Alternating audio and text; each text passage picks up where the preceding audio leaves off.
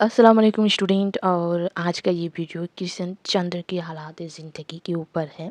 इससे पहले प्रेमचंद के ऊपर थी, उसकी वीडियो की लिंक नीचे डिस्क्रिप्शन बॉक्स में दी हुई है। इन लोगों की जो हालात ज़िंदगी है, ये अगर स्टूडेंट एमए में है तो MUD 003 की बुक में इसके बारे में है। अगर बी उर्दू जनरल है तो वो BUDC 132 में इस सिलसिले में होगी, और ऑनर्स है तो BUDC 101 में इसके सिलसिले में पढ़ने होंगे आप लोगों को। किशन चंद की हालात ज़िंदगी, उसकी जो अफसाना दी हुई है उसको। तो किशन चंद के बारे में तो आप लोग स्कूल से ही पढ़ते आ रहे हैं, लेकिन उसको याद रखना ज़रूरी है। तो जो किताब में दी हुई उसी को मैं थोड़ा बहुत करके इधर से ये की हूँ। किशन चंद की पैदाइश 23 नवंबर 1914 दी हुई है ना। तो इससे पहले हम जब प्रेमचंद के बारे में पढ़े थे तो उसमें उसकी पैदाइश थी 31 जुलाई 1880, है ना, 1880। और वो बनारस में पैदा हुए थे। तो ये है कि 23 नवंबर 1914 को भरतपुर राजस्थान में पैदा हुए।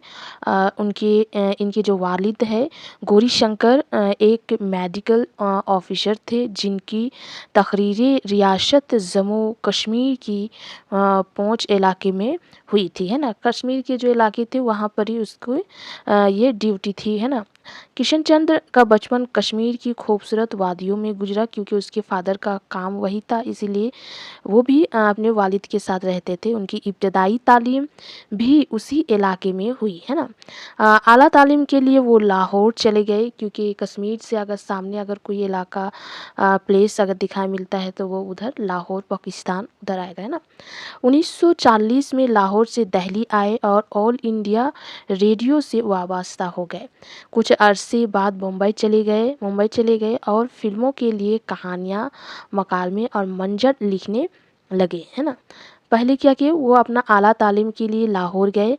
लाहौर के बाद वहीं से वो दिल्ली आ गए, 1940 में दिल्ली आ गए। उसके बाद ऑल इंडिया रेडियो जो होता है, ऑल इंडिया रेडियो से वो वाबस्ता, मतलब ऑल इंडिया रेडियो के लिए काम करना शुरू किया।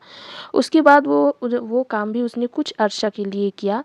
उसके बाद मुंबई चले गए। मुंबई में फिल्मों के लिए कहानी और जो डायलॉग होते वो सब लिखने शुरू किए।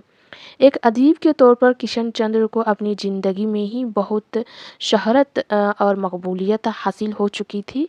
मुख्तलिफ़ अदारों ने उन्हें इनामात और इज़ात से नवाजा गया था, है ना।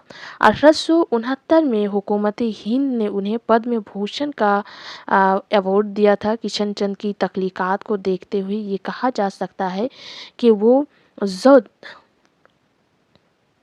नॉइस थे, है ना।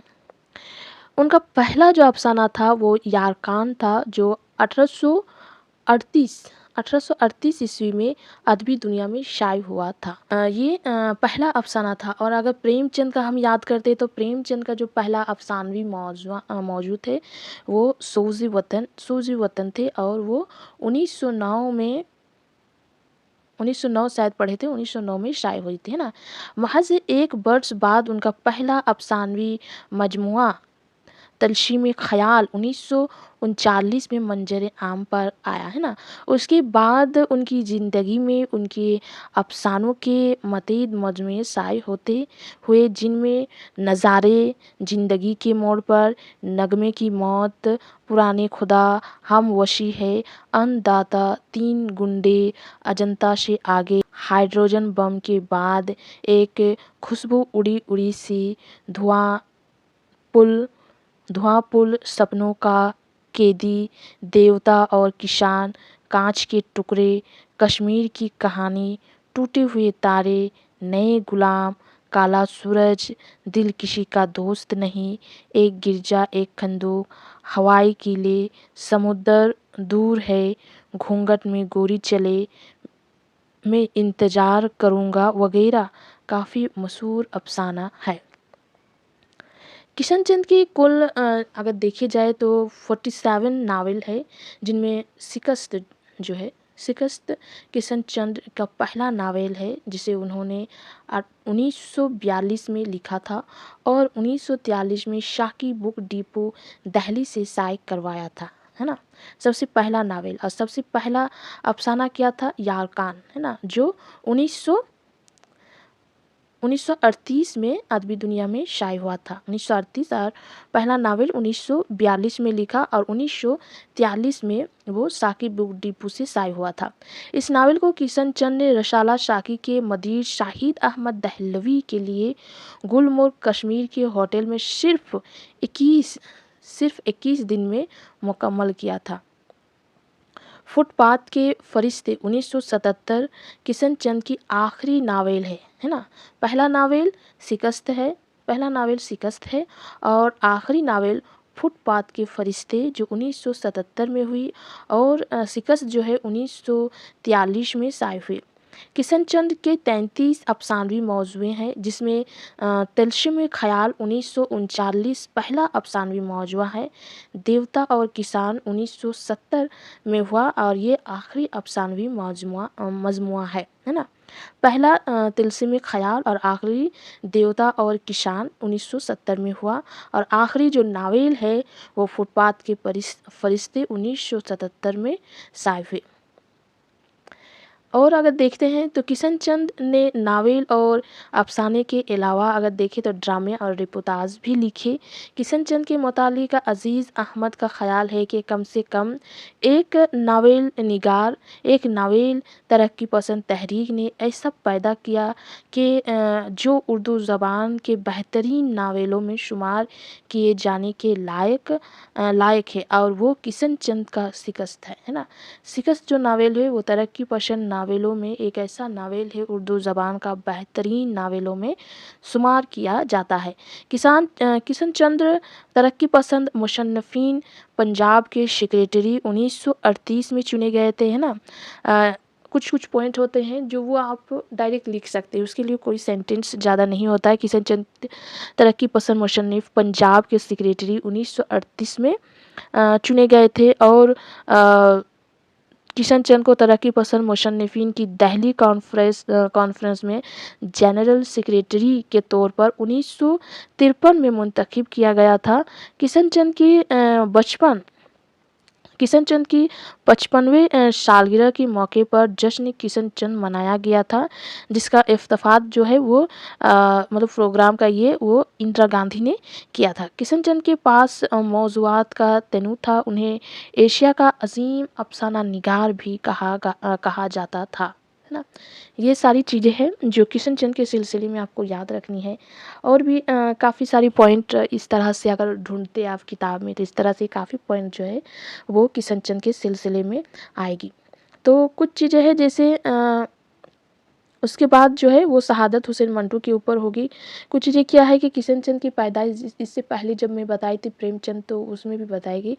नॉर्मल कुछ चीज़ें हैं जो आप खुद ब खुद लिख सकते हैं। एक क्या है उसका बर्थ डेट क्या है, एक उसका वफ़ात कब हुई, दूसरा थर्ड क्या होगा कि उसकी वालिद का क्या नाम है, उसकी मादर का क्या नाम है, उसने शादी कब की थी, है ना। इसमें मैं शादी वाला पॉइंट नहीं लिखी लेकिन आप लोग किताब से ढूंढ के लिख सकते हैं। उसने तालीम कहाँ से शुरू की, अपना शुरुआती तालीम कहाँ से शुरू की, कौन से स्कूल से शुरू की, है ना। उसके बाद आला तालीम कहाँ से किया, अफसाना लिखना कब से शुरू किया, अगर नावल निगार है तो नावल लिखना कब से शुरू किया। ये चीज़ें हैं जो आपको एक एक पॉइंट जो है वो याद रखने की ज़रूरत है। अगर वो पॉइंट आपको याद रह जाते हैं तो उसमें ऐसे ये नहीं होता कि बहुत अच्छी तरीके से आपको सेंटेंस बनाने की ज़रूरत है। एक एक पॉइंट भी आप लिख सकते हैं, है ना। तो एक एक पॉइंट एक एक लाइन के हो जाते हैं और वो आपको मुकम्मल एक हालात ज़िंदगी की तरह पेश हो जाती है। तो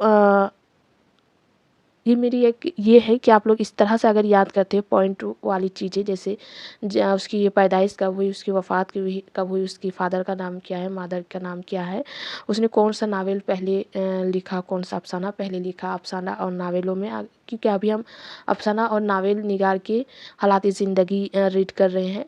अगर हम नज़म निगार के रीड करेंगे तो उसमें ये होगा कि उसने नज़म लिखे, गज़ल भी लिखे है कि नहीं, मशनवी लिखे है कि नहीं, ये भी देखने होता है। کیوں نہ کہ ابھی ہم ناول نگار اور افسانہ نگار، تو اس میں افسانہ نگار دیکھنے ہوگا، اس نے افسانہ ناول کے علاوہ بھی کوئی چیز لکھی، جیسے رپورٹاج، ڈرامہ، داستان، یہ سب بھی لکھے ہیں، تو کب لکھے، کون سا ہے اس کا پہلا داستان یا کون سا پہلا ڈرامہ ہے، تو یہ چیزیں ہوتی ہے نا۔ اس کے بعد ہوتا ہے کہ اس کو کون سا انعام ملا ہے، اگر انعام ملا ہے تو اس طرح سے آپ یاد کر سکتے ہیں حالات زندگی کو۔ اس کی نیکسٹ جو ہوگی وہ شہادت حسین منٹو کے اوپر اس کی حالات زندگی کو ہم پڑھنے کی کوشش کریں گے۔